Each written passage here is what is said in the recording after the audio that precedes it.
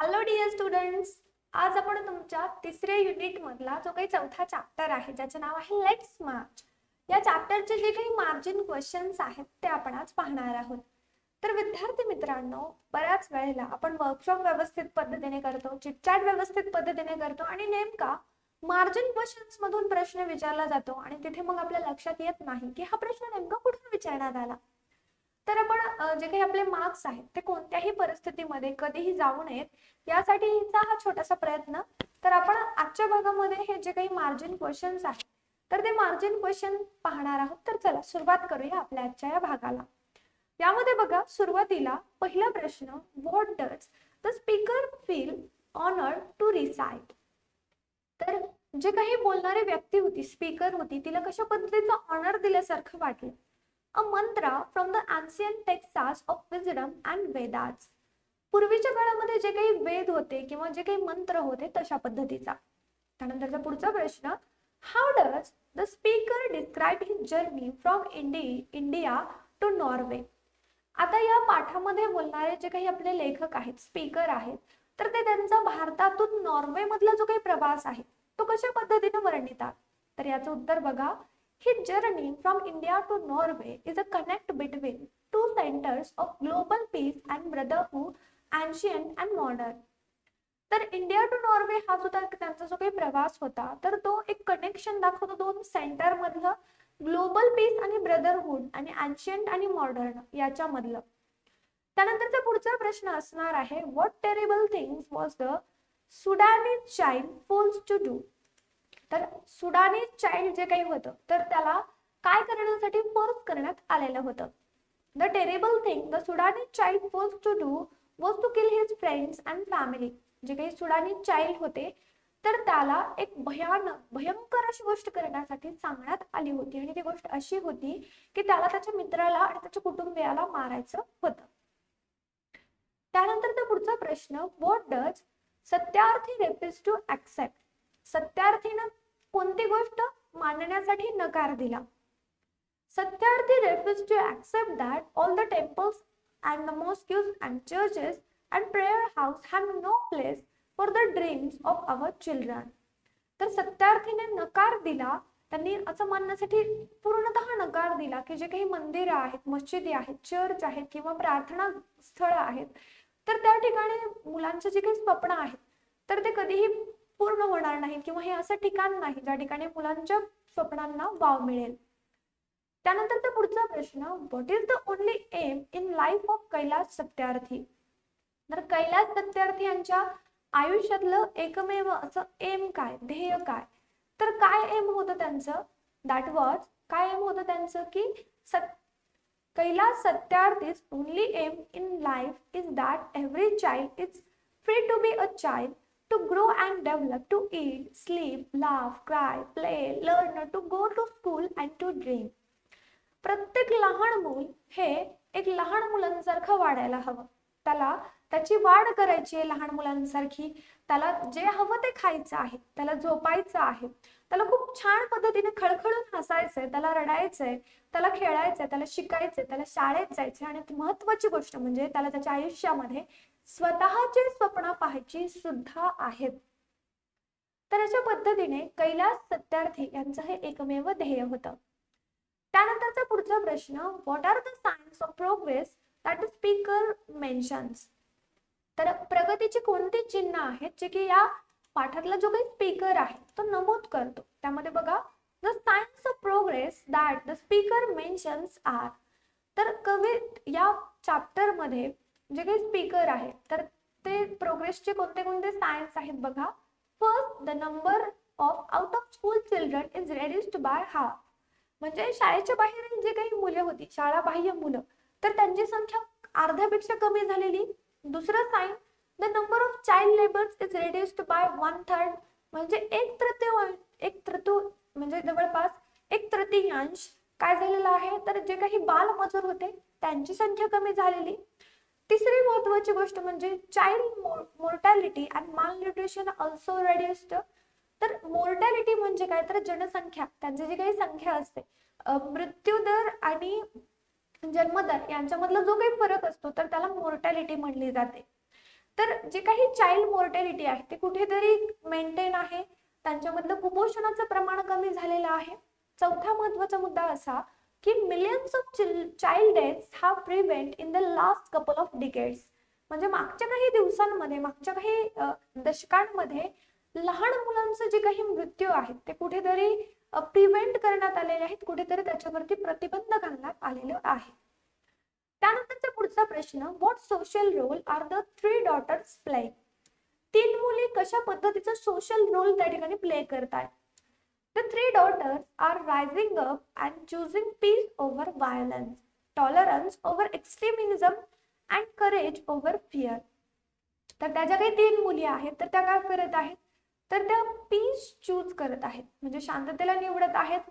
व्हायोलन्स म्हणजे अशांततेच्या विरोधामध्ये शांततेला निवडत आहेत. एक्स्ट्रीमिटीज म्हणजे अतिशयोक्ती करण्याच्या विरुद्ध ते टॉलरन्सला महत्व देत आहेत, संतुलनाला महत्व देत आहेत, आणि भीतीच्या विरुद्ध ते धाडसाला महत्व देत आहेत, त्याला चूज करत आहेत. त्यानंतरचा पुढचा प्रश्न, what lesson does the story of the lion and the tiny bird teach us. तर जो काही लॉयन आहे, सिंह आणि छोटा पक्षी, तर यांच्याकडून आपल्याला कोणता धडा मिळतो. We have to do our best through it is so small और लिटल.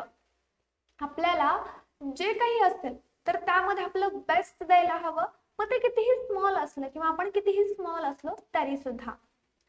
त्यानंतरचा पुढचा प्रश्न, what did millions of individuals demand 18 years ago.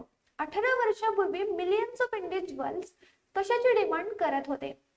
Millions of individuals demand a new international law for the abolition of worst form of child labour.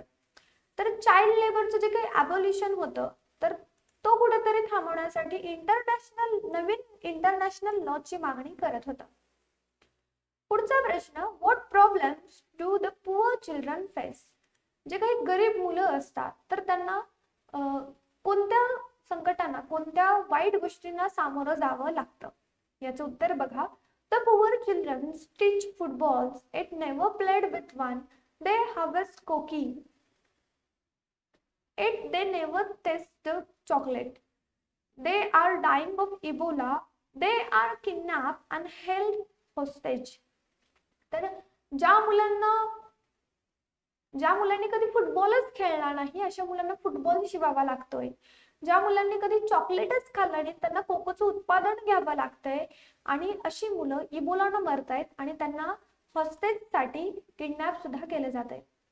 त्यानंतरचा पुढचा प्रश्न, what does the 8-year-old girls question shake mister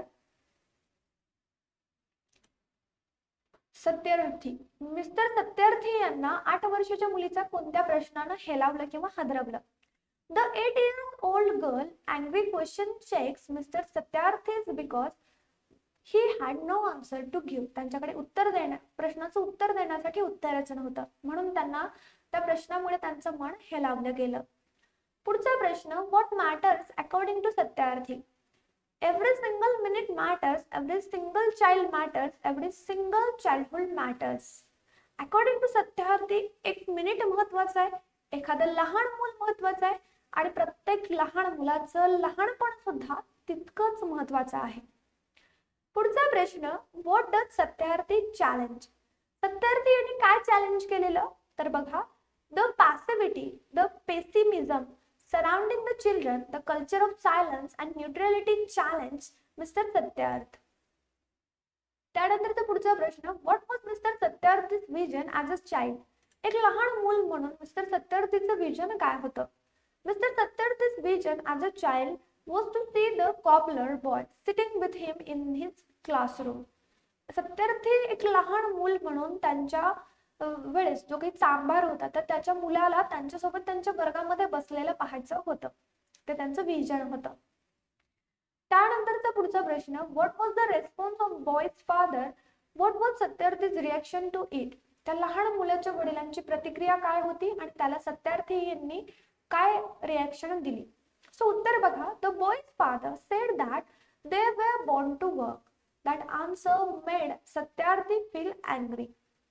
तर त्या मुलाच्या वडिलांनी असं उत्तर दिलं की त्याचा जन्म फक्त काम करण्यासाठी उत्तरांसाठी झालेला आहे आणि या उत्तरांनी मिस्टर सत्यार्थी यांना खूप राग आला, त्यांना क्रोध आला. पुढचं वाक्य, what is your vision of tomorrow? तुमचं उद्याचं ध्येय काय, तुमचं उद्याचं दृष्टिकोन काय? My vision is that every child should have the right of quality education. प्रत्येक लहान मुलाला क्वालिटी एज्युकेशन मिळायला हवं, हे माझं विजन आहे. त्यानंतरचा पुढचा प्रश्न, what right should every child have in our times? आमच्या वेळेला प्रत्येक मुलाला कोणते हक्क होते?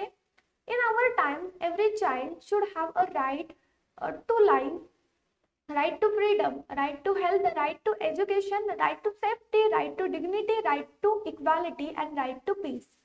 आमच्या वेळेस प्रत्येक मुलाला स्वतःच्या आयुष्याचा हक्क होता, स्वतःच्या स्वातंत्र्याचा हक्क होता, स्वतःच्या आरोग्याचा हक्क होता, स्वतःच्या शिक्षणाचा हक्क होता, स्वतःच्या सेफ्टीचा हक्क होता, स्वतःच्या डिग्निटीचा हक्क होता, स्वावलंबनाचा म्हणा किंवा मग ज्याला आपण स्वतःचा अभिमान म्हणतो, स्वाभिमान म्हणतो, तर त्याचा हक्क होता, स्वतःच्या इक्वॅलिटीचा हक्क होता आणि स्वतःच्या शांततेचा हक्क सुद्धा त्या ठिकाणी मुलांना होता. पुढचा प्रश्न, what does mister Satyarthi request the listeners to do? जे काही श्रोते होते तर त्यांना मिस्टर सत्यार्थी यांनी काय रिक्वेस्ट केली? Mister Satyarthi request the listeners to put your hand close to your heart, close your eyes and feel the child inside you. Mister Satyarthi यांनी प्रत्येक व्यक्तीला, प्रत्येक श्रोत्याला विनंती केली की तुमचा जो काही हात आहे तो तुमच्या हृदयावरती ठेवा आणि तुमच्या आतमधला जो काही लहान मूल आहे तर त्याला फील करण्याचा प्रयत्न करा. According to mister Satyarthi, who are calling on us? Mister सत्यार्थीनुसार आपल्याला कोण बोलावत असतं?